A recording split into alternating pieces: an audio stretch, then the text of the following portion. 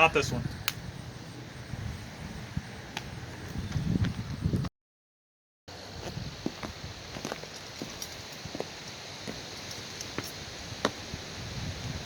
No, not yet.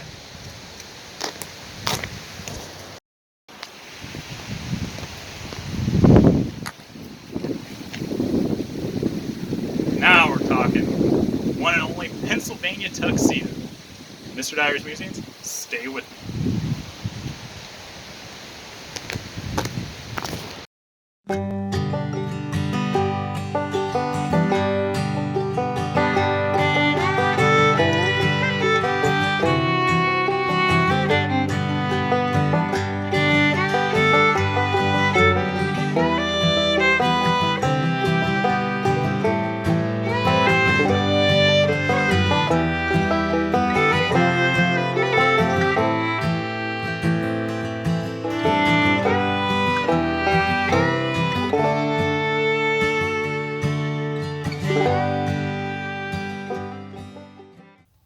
As always, I'd like to thank my wife and family for the unconditional support. I'd like to thank you guys for taking the time out of your day to watch this video. If you like this stuff, if you like artifacts and history, then check out my other videos. I have a ton of campcraft and Civil War videos for you to peruse. I also like to thank my current subscribers. I appreciate your guys' continued support. And of course, my patrons on Patreon. If that's something you're interested in supporting this channel and helping us out, we really appreciate it. Check out Mr. Dyer's Musings on Patreon page. Even $1 or whatever you can give is sincerely and honestly appreciated. So today we are going to take at some historic Woolrich clothes, and we're going to talk in general about layers. Since this is deer camp, focusing on winter weather, it's important to discuss outdoor wear and the safety behind it, because it could be a matter of life and death if you're out there, especially sitting in one spot all day and you don't have the right clothes to wear. So before we talk specifically about Woolrich, I'm going to discuss about layers, and we're going to work our way from the bottom to the top. Okay, so one of the most important things that you really need to consider in outdoor wear during the cold winter months is your socks and your boots. Now, historically speaking, boots were not insulated in general. Most boots in the 1920s, 1930s were leather boots, which leather is an excellent material to make boots. It's very durable, but in the cold weather, what happens is it can get very damp if you don't take care of your shoes like you should, and your feet can get really cold. And the problem is, if you've ever camped out in the cold or been out in the cold for a long period of time and you didn't have the right footwear, once your feet get cold, it's really difficult to warm them back up again. So you can be very uncomfortable, which is not good for deer camp. So something you really need to consider is the appropriate undergarments. We're talking wool socks. Now, wool is a long time and long trusted material for warm weather, and it's also extremely durable. If you've seen my Civil War videos, we talked in the past how wool was an excellent choice for uniforms in the American Civil War, even during the summer, because wool breathes. Wool can hold 80% of its weight in moisture and still maintain its properties, and it can keep you warm and dry. So wool socks is an excellent choice. Now, if it's really cold, thicker wool socks, the better.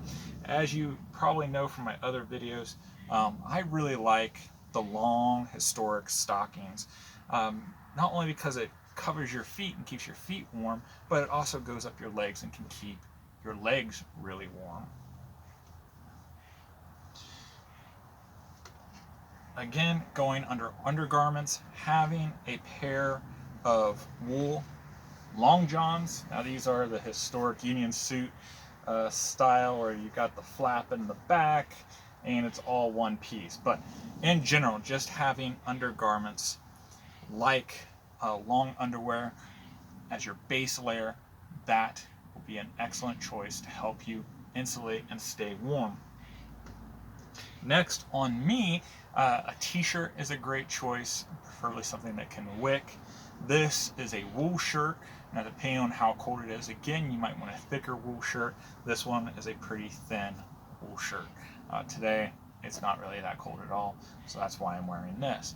But you need to consider the temperatures, and you need to consider the layering system. And once it cools down, especially later in the day, or if it's really cold early in the morning, you want a lot of layers. But as it heats up in the day, or as your movement may change, you want to be able to peel off layers and adjust. One thing you really don't want to do is sweat.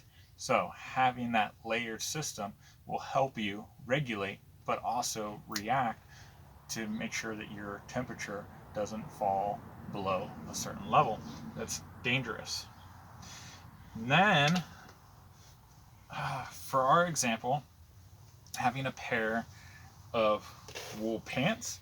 These are the Woolrich breeches that we're going to discuss here in a little bit. I like breeches, but pants are fine. Nice thing about breeches as we get into it is how close they are to the leg. Which takes me to the next thing, having, if you don't have insulated boots, and if you don't have those thicker pants, or maybe coveralls, you might want to consider getting puttees or leg wraps like this. And later on in this series, we'll actually talk about the puttees. Okay, so we have our base layers.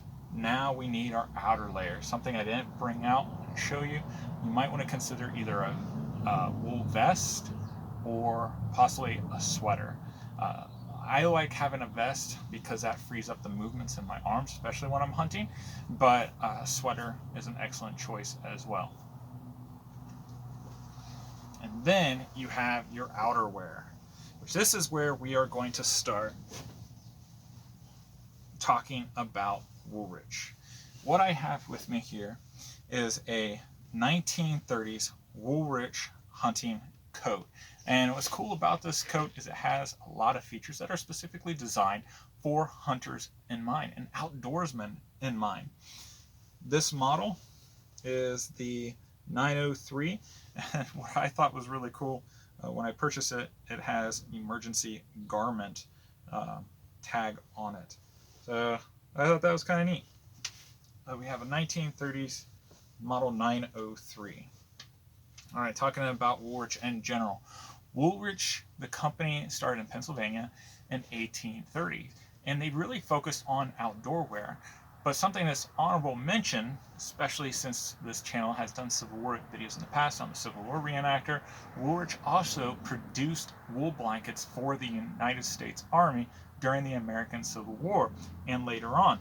So Woolrich has a long-standing history here in the United States. It's a very reliable company, and it's been around for a long time. Now, this jacket and the pants together became known as the Pennsylvania tuxedo. The pattern is called buffalo check, and the pattern came from the name, well, I guess the name came from the designer who designed the buffalo check pattern, the red and black plaid. He had a herd of buffalo, so that's why it's called buffalo check. Nice thing about the buffalo check pattern is it breaks up your lines just like camouflage. So if you ever wondered how your grandparents or great-grandparents hunted outside and they were able to get deer just as well as those guys who are in brush camo, it's because the whole point of camo in this is to break up the lines. Does a great job. Deer also can't see red. So that's something that's nice to, I don't know if they knew that at the time, but that's something that's kind of worked out for them as well. So as a hunting jacket, it has two really large pockets below. This model has a small chest pocket and a larger chest pocket. On the back, it has what's called a game pouch or a mat pouch. So if you hunt squirrel or rabbits, you can stick your animals in there and you can hold it instead of just carrying a big backpack. When I go hunting for squirrel, this is really nice. I've always put my squirrel in a plastic bag, but then, you know, carrying them back here is pretty useful. The inside also has a chest pocket. Now the older ones are made from 100% wool. Your newer ones is like I think it's a 70-30 mix between wool and synthetics. But the more wool that you have, to 100%, the better in regards to outdoor wear. It's going to be able to retain that moisture and retain the heat. So that's why I went out specifically looking for a 1930s jacket, because I knew that it would have been with 100% wool. Now the liner is not a wool liner. It's honestly, I don't know what kind of liner it is. It's very soft. It's almost like a cotton fleece, but it's it's a thicker but thinner than wool liner. The wool itself is extremely heavy. This coat easily weighs 8 pounds. So there's a lot of weight there. In the cuffs, it has an adjustable cuff to make it tighter, to try to keep out the cold and wet. It also has this stretching cuff that you can see here that is really nice for your gloves, so that you can put your gloves on first and then put your coat on, and this will help keep out the cold. The collar is a high collar, as you can see. And it also has buttons that you can wrap around and close it off. Give me a second, I'll put this on. Okay, so I have this on. I'm not going to close this. Actually, I can close it. I have a much larger than normal neck, so it's even hard for me to find dress shirts that are comfortable and fit. Okay, so you can bring this up along with your hat. Maybe you have a toboggan or a sock hat.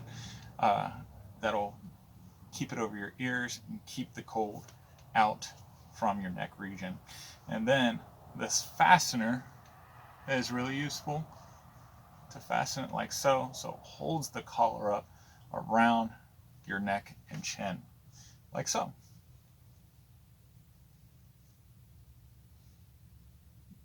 And then you can button it away back here so it doesn't flop down and it's out of the way. You can put down the collar. And there you go. All right, so there's the coat. Now we're going to take a look at breeches. As you know, I love breeches. I think they're really comfortable, especially for moving around in outdoor wear. Some people like them. Most people I don't think do. I enjoy them a lot. Now, the nice thing about breeches is they do have the legs that bellow outward. So that facilitates movement quite a bit, and it also narrows down to your calf. And this is where the puttees or the longer socks work really well to wrap it up. You have your strings so you can tie them nice and close. Now these pants or breeches also date, well, these ones actually date to the 1940s based off of the tag.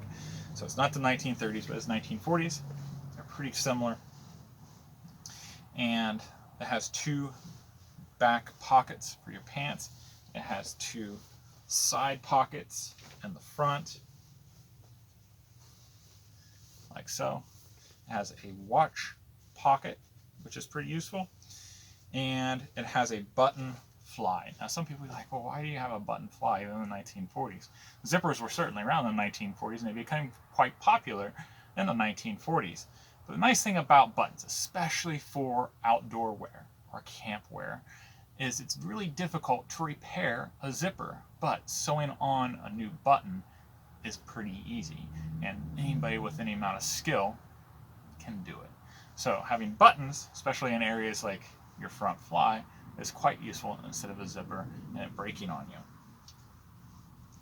Now this also has buttons on the front for your suspenders, and it has the loops for a belt. I tend to use both because I use my belt for utility purposes, and the suspenders is what I primarily use to hold up my pants.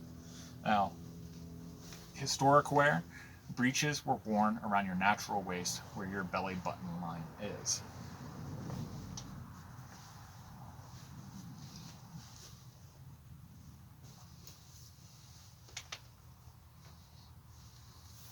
So again, when you go out hunting or just outdoor sports in general, having the appropriate clothing is going to keep you safe, keep you warm, and keep you comfortable. And having a layered system allows you to peel off. Once you start sweating, and if you get cold with the sweat, it's going to be really difficult to get warm again.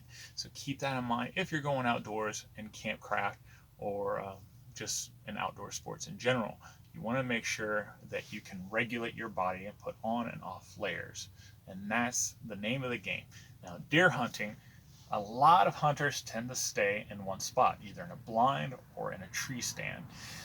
So having not that much blood flow going back and forth, moving around that much, having those layers is going to keep you comfortable for the long term.